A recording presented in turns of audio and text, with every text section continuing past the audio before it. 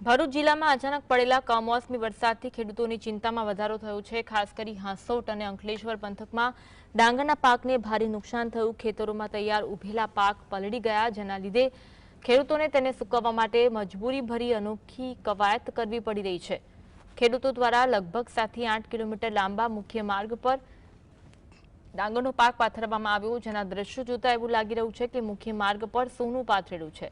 हाल खेडूतो सतत आकाशी आफत एवं कमोसमी वरसादथी थयेला आर्थिक नुकसान माटे सरकार तरफ वळतर अने राहतनी अपेक्षा व्यक्त करी रह्या छे।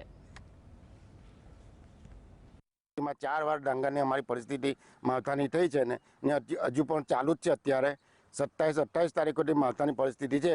અમારું નુકસાન ભયંકર નુકસાન થયું છે। એના માટે સરકારશ્રીને રજૂઆત કરીએ છીએ।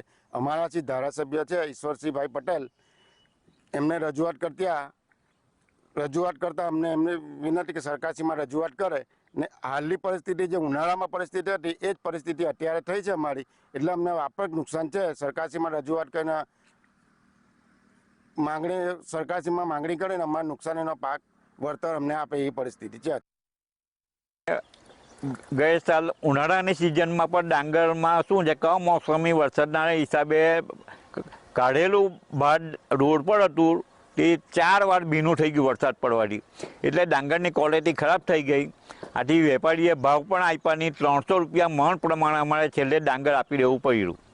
એ જ રીતે આ સાલ પણ ચોમાસાની સિઝનમાં પણ વરસાદ એટલો બધો હેરાન કરે છે કે અત્યારે પણ અમારું ડાંગર રોડ પર જ કાઢેલું છે, તે પણ આ વરસાદ કમોસમી વરસાદમાં ભીનું થઈ ગયેલું છે।